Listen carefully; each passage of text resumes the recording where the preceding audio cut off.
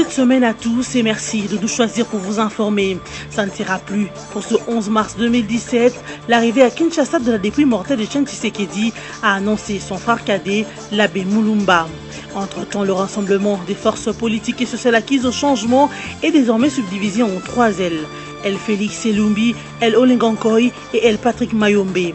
Pendant que Monseigneur Mbongo a signifié que la SANCO ne reconnaît que l'El Félix Elumbi, ce lundi, le rassemblement El Olengankoy a déposé son rapport auprès de la SANCO. Et puis 4 morts et des blessés, c'est le bilan de la police nationale congolaise sur l'assaut et l'arrestation de Némoindin Semi à sa résidence de Kinshasa à Macampagne le week-end dernier. Le commissaire provincial de la police de Kinshasa, Célestin Kanyama, qui a donné ce bilan, a signifié que la procédure du jugement de Némoindin Semi sera respectée suivant son rang de député national.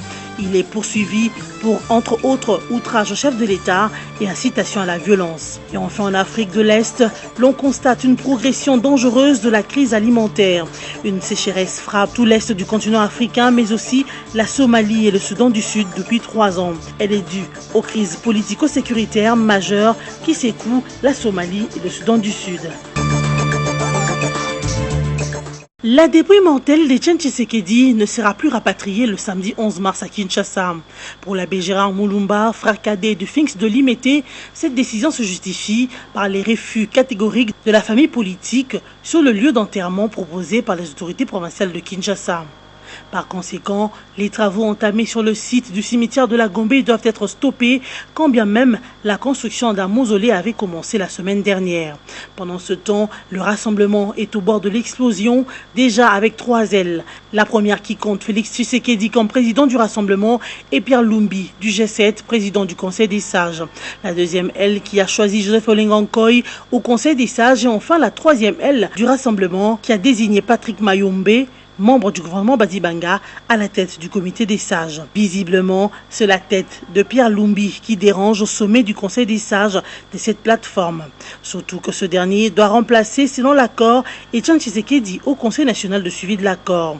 Déjà ce lundi, le rassemblement l'aile Olengankoy a échangé avec les évêques de la SANCO sur la réunion qui a porté Joseph Olengankoy à la tête du Conseil des sages. Au regard de cette implosion au sein du rassemblement des forces politiques et sociales acquises au changement, difficile d'espérer la signature des arrangements particuliers d'aussitôt. Visiblement, les acteurs politiques de l'opposition s'intéressent maintenant au poste qu'à l'essentiel, qui est donc l'organisation des élections en décembre 2017, selon l'accord de la Saint-Sylvestre. Seul le rassemblement dirigé par Félix Tshisekedi sera l'interlocuteur de la conférence épiscopale nationale du Congo, SENCO, a ainsi tranché cette structure catholique le dimanche 5 mars 2017. Dans une interview accordée à la Radio France Internationale RFI, Monseigneur Frédolin Mbongo, vice-président de la SENCO, a déclaré que sa structure va traiter avec Félix Tshisekedi en qualité de président du rassemblement. Les prélats catholiques a précisé que selon le principe qui régit la mission de la SENCO, il n'est pas habilité à régler des problèmes internes aux plateformes politiques, mais qu'elle peut intervenir à titre de conseil si cela lui est demandé. Monseigneur Frédolin a tenu à préciser aussi que la mission de bons offices a constaté un large consensus autour de la désignation de Félix Tshisekedi en qualité du président du rassemblement et qu'à ce titre, c'est avec lui qu'elle va traiter. Il a toutefois exhorté les rassemblements à régler leurs problèmes internes, cela n'étant nullement une de prérogatives des évêques. Pour rappel, les rassemblements de forces politiques et sociales acquises au changement à un nouveau leadership, Pierre Lumbi du G7 a été élu à la présidence du Conseil de sages et Félix Tshisekedi à la présidence de ce regroupement politique. Une élection contestée par une frange de membres de cette plateforme qui à son tour a élu Joseph Olengankoy de Fonus à la tête du rassemblement. Les deux partis se jettent leur régularité avec laquelle ces 2 élections ont été réalisées. Je ne travaille pas avec Kabila, même si c'était le cas où est la faute.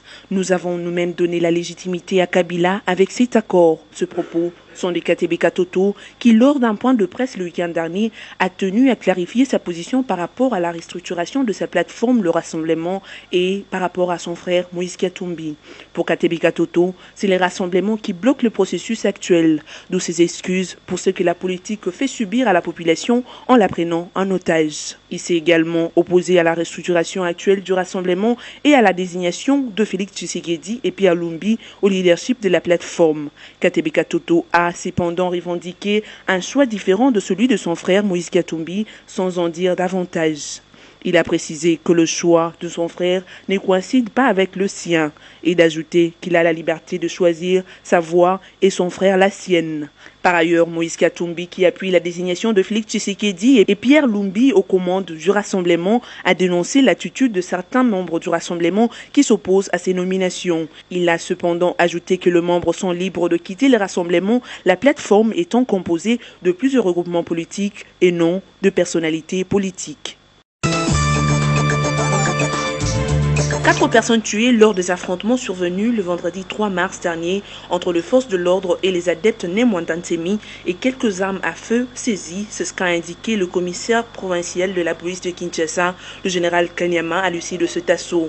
Célestin Kanyama a également fait savoir dans une interview accordée à la radio onusienne le week-end dernier que le député arrêté se trouve entre les mains de la justice avec 3 femmes et un de ses fils, et d'ajouter que la procédure du jugement de Nemwandansemi sera respectée vu que ce dernier est un député et que la RDC est un état de droit, a-t-il conclu. Rappelons par ailleurs que le député Nemwandansemi est poursuivi pour outrage au chef de l'État et incitation à la violence. Il faut aussi signaler que plusieurs familles trouvées sur les lieux ont été conduites au commissariat de la police pour identification avant de regagner leurs habitations respectives. Ces derniers étant restés affamés, séquestrés après de 4 jours, se sont vus assister avec une bouteille d'eau, de sucré, un pain et une boîte de sardines par les agents de force de l'ordre pour assouvir à leur faim. Non au sit-in de la Lucha devant la Commission électorale nationale indépendante CENI ce lundi 6 mars 2017. C'est la réponse du gouverneur de la ville, André Kimbuta Yango, à la correspondance du mouvement citoyen de la lutte pour les changements Lucha, lui signifiant l'organisation d'un sit-in ce lundi 6 mars devant la CENI. Le gouverneur s'est refusé de prendre acte de cette requête et propose aux activistes de constituer une équipe de 5 personnes en vue de pouvoir déposer les mémorandums acquis des droits. Comme raison majeure, André Kimbuta Yango évoque l'inviolabilité du siège de cette institution d'appui à la démocratie, ce conformément aux dispositions légales en la matière. Ainsi, l'hôtel de ville de Kinshasa appelle la police et les bourgmestres de la Gombe à veiller au respect de cette disposition. Pour rappel, le mouvement citoyen de lutte pour les changements Lucha avait écrit une lettre au gouverneur de la ville pour obtenir une permission de faire un sit-in devant la CENI. L'objectif étant de faire pression sur les autorités de la centrale électorale afin qu'elles publient les calendriers électoraux. Les chefs coutumiers des Rutshuru au Nord Kivu se plaignent de la présence de quelques éléments résiduels de l'ex-M23, l'activisme des combattants FDLR, mais aussi des Maïmaniatura dans la zone.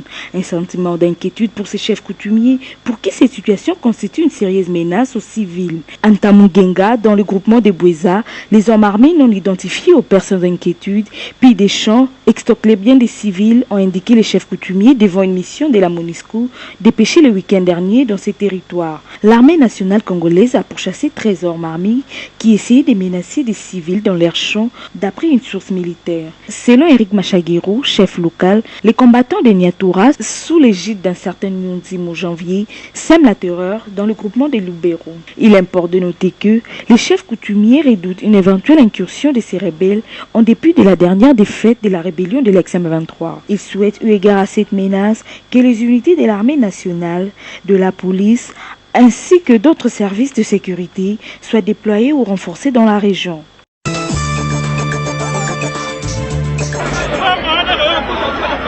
Les travailleurs de la Société commerciale des transports et ports, SCTP en sigle, à Kinshasa réclament leur salaire de 4 mois impayés. Ils ont manifesté leur mécontentement devant le bâtiment administratif de leur entreprise, situé le long du boulevard du 30 juin dans la commune de la Gombe. Les revendications au niveau de la SCTP, ex-Onatra aujourd'hui, sont d'ordre salarial, rien d'autre. Et tout est parti de la promesse du DG faite aux agents en date du 27 janvier, promettant la fin de la paye du mois de janvier au plus tard le 2 février. Il se fait qu'à ce jour, les agents de l'ONATRA totalisent 4 mois d'arriérés de salaire. Et qu'il est désormais question qu'on évite d'imputer toujours à l'ONATRA d'être un foyer de détention. Les agents sont à bout. C'est des pères de famille qui aujourd'hui ne font que réclamer leur salaire, un point, un trait. Des revendications d'ordre salarial, a affirmé le président de la délégation syndicale qui a appelé les travailleurs au calme en attendant une solution.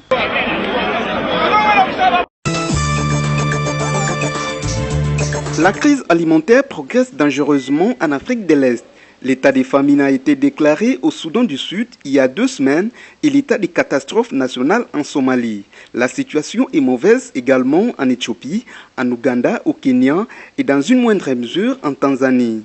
La sécheresse qui frappe depuis 3 ans tout l'est du continent, mais aussi la Somalie et le Soudan du Sud, est due aux crises politico-sécuritaires majeures qui secouent ces 2 derniers pays. Pour le secrétaire général de l'ONU, Antonio Guterres, c'est une tragédie et pour éviter qu'elle devienne une catastrophe, il faut mobiliser 4,4 milliards de dollars.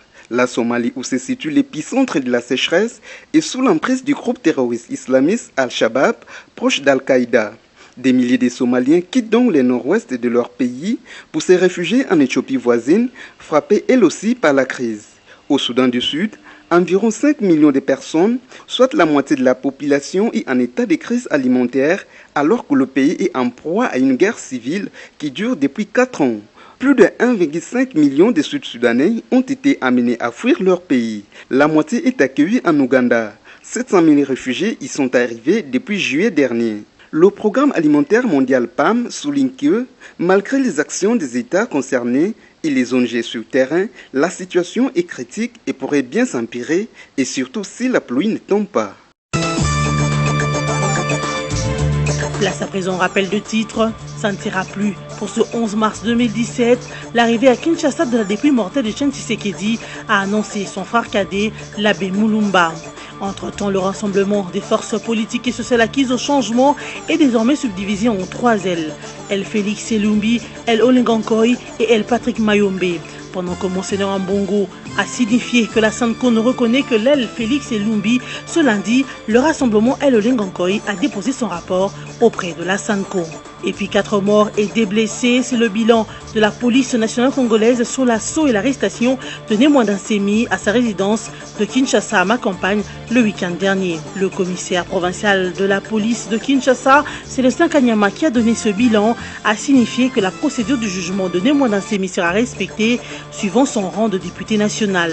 Il est poursuivi pour, entre autres, outrage au chef de l'État et incitation à la violence. Et enfin, en Afrique de l'Est, l'on constate une progression dangereuse de la crise alimentaire.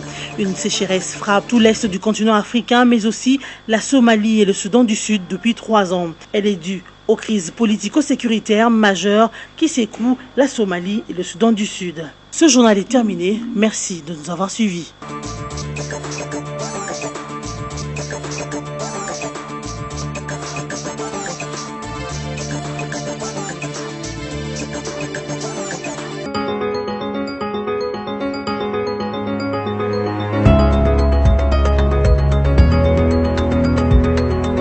Bon début de semaine à tous et bienvenue à cette revue de presse de journaux parue en ligne ce lundi 6 mars 2017, sélectionnée et résumée pour vous sur BSC TV.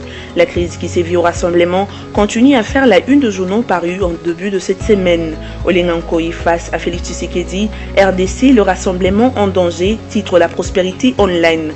La consoeur rapporte qu'au lendemain même de la désignation du duo Félix Tshisekedi et Pierre Lumbi au Congo, à la tête du rassemblement, Joseph Olengankoy ouvre une fronde. Désormais, l'homme de Fonus rame à contre-courant et laisse ainsi transparaître sur l'agora politique l'image d'un rassemblement devenu bicéphale, donc d'une méga plateforme de l'opposition qui a volé aux éclats alors que son géniteur, le Dr Etienne Tshisekedi, décédé à Bruxelles le 1er février 2017, n'a même pas encore été inhumé à Kinshasa. Ceci a donné l'occasion à Kajepa Molobi, un analyste pro-majorité, d'excaver en profondeur le cause de cette putréfaction surprenante du rassemblement et surtout de décliner la responsabilité du chef de l'État Joseph Kabila Kabange dans les retards enregistrés depuis le 31 décembre 2016 dans la mise en œuvre de l'accord de la Saint-Sylvestre. De son côté, Congo virtuel, renchéri en titrant, la SENCO consacre une nouvelle crise d'inclusivité. En remettant la correspondance du fait Etienne Tshisekedi à son fils, au moment même où le rassemblement a volé en éclats, la médiation catholique a fait son choix. Au lieu d'un arbitrage, la SENCO lègue à la RDC plus de problèmes que de solutions. Un accord contenant des clauses problématiques quant à leur applicabilité, une perspective de refus d'une France du rassemblement de signer des arrangements particuliers qui font partie intégrante de l'accord et donc le blocage de son application, une confrontation directe et sans facilitation entre une France du rassemblement et l'institution présidente de la République au sujet de la désignation du Premier ministre. Et aux confrères d'ajouter que Monseigneur Marcel Outembi, vice-président de la Conférence épiscopale nationale du Congo, SENCO, qui a assuré la médiation aux négociations du centre interdiocésain, a remis officiellement à Félix Tshilombo Tshisekedi le vendredi 3 mars 2007 la lettre laissée par Etienne Tshisekedi censée désigner un candidat à la primature. Cette remise de documents s'est faite au terme de la désignation la veille de Félix Tshisekedi comme président du Rassemblement et Pierre Lumbi comme président du Conseil de sages, alors qu'au même moment, une autre aile du Rassemblement s'est réunie au siège de Funus pour porter Olenga Nkoyi aux fonctions du président du Conseil de sages. À radiocapi.net de poursuivre, crise au Rassemblement, et il y a une carence notoire d'hommes d'État, estime Joseph Nkongolo. Les dissensions apparues au sujet de la succession d'Etienne Tshisekedi à la tête de l'UDPS et du Rassemblement de forces politiques et sociales acquises au changement révèlent qu'il y a une carence notoire de responsabilité d'hommes d'État, a estimé dimanche 5 mars l'analyste politique Joseph Nkongolo. Alors que la RDC se trouve face à une impasse politique, Joseph Nkongolo accuse les hommes politiques de privilégier leurs propres intérêts plutôt que ceux de la population. Félix Tshisekedi, UDPS, Pierre Lumbi, G7 ont été élus jeudi 2 mars président du Rassemblement de forces sociales et politiques acquises au changement et président du Conseil de sages de cette même plateforme, censé présenter au chef de l'État le futur Premier ministre de la transition en vertu de l'accord politique du 31 décembre. Par ailleurs, Joseph Nkongolo trouve logique et normal qu'il y ait des tshisekédistes et de katumbistes qui occupent le sommet du Rassemblement, étant donné que le Rassemblement lui-même a été composé essentiellement des tshisekédistes et des katumbistes. L'UDPS doit occuper une place de choix au Rassemblement, estime Joseph Nkongolo, parce qu'à la base, le Rassemblement est constitué majoritairement de l'UDPS, affirme-t-il. Bouclons cette revue de presse avec ce titre de Forum de Zas qui rapporte le Rassemblement éclatement consacré. Dans la nuit du jeudi 2 mars 2017, une branche du Rassemblement a placé à la tête de ce groupe Pierre Lumbi, ancien ministre et conseiller spécial du président de la République. Ce groupe réuni à Kinshasa peut-il légitimement se présenter comme le seul héritier du mouvement incarné jusqu'il y a peu par Etienne Tshisekedi? D'ores et déjà, plusieurs membres fondateurs de ce groupe contestent la validité de décision du jeudi 2 mars. Jusqu'à ce jour, le Rassemblement n'a jamais présenté au peuple congolais une quelconque vision politique. Le seul point au programme de ce conglomérat a été l'exigence du départ du président actuel de notre pays, a poursuivi le confrère. Voilà que la disparition d'Etienne Tshisekedi modifie la perception qu'avaient les Congolais du Rassemblement. Félix Tshisekedi a cru bien faire en remettant à l'abbé Chollet un PV notarié de cette désignation en qualité du président du Rassemblement. De sources crédibles informent qu'Olenga Nkoyi a également fait notarier son PV et s'y prépare à aller le déposer à la même adresse. L'aile Olenga Nkoyi du Rassemblement se vante d'avoir obtenu les signatures véritables du membre du Conseil de sages. Certains connaisseurs de la classe politique supputent que M. Raphaël Ketebe Katoto, le président du Rassemblement, version Jean Val, se préparerait aussi à lancer son aile. C'est par ces titres que nous mettons un point final à cette revue de presse. Merci de l'avoir suivi et bonne suite de programme sur BSC TV, votre chaîne.